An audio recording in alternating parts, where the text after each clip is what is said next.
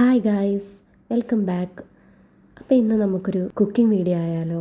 നല്ല ടേസ്റ്റുള്ള ഒരു വെജിറ്റബിൾ കുറുമയുടെ റെസിപ്പിയാണ് ഞാനിന്ന് ഷെയർ ചെയ്യുന്നത്.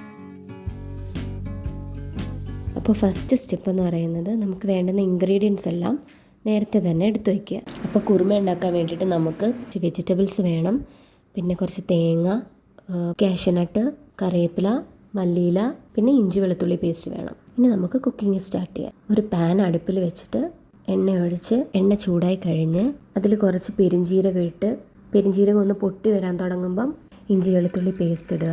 എന്നിട്ട് ഇഞ്ചി വെളുത്തുള്ളി പേസ്റ്റ് ഒന്ന് മൂത്ത് വരുമ്പോൾ അതിലേക്ക് ചെറുതായി കട്ട് ചെയ്തിട്ടുള്ള സവാള, കറിവേപ്പില ഇട്ട് നന്നായി വഴറ്റുക.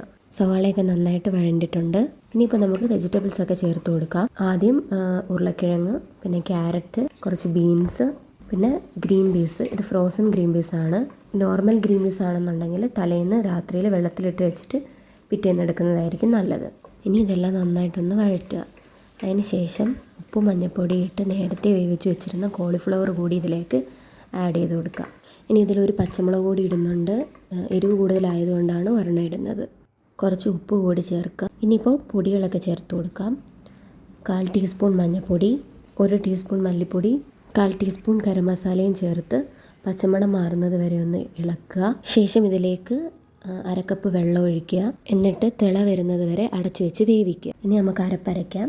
അതിനായിട്ട് മിക്സിയുടെ ജാറിൽ 1/2 കപ്പ് തേങ്ങയും കുതിർത്ത് വെച്ച കാഷ്യനട്ടും ഉപ്പും കുറച്ച് വെള്ളവും ചേർത്ത് അരച്ചെടുക്കാം. നല്ല പേസ്റ്റ് പോലെ അരച്ചെടുക്കണം. വെജിറ്റബിൾസൊക്കെ നന്നായി വെന്തിട്ടുണ്ട്. ഇനി നമുക്ക് അരപ്പ് ഇതിലേക്ക് ചേർത്ത് കൊടുക്കാം. നന്നായി ഇളക്കി തിള വരുന്നത് വരെ വെയിറ്റ് ചെയ്യാം.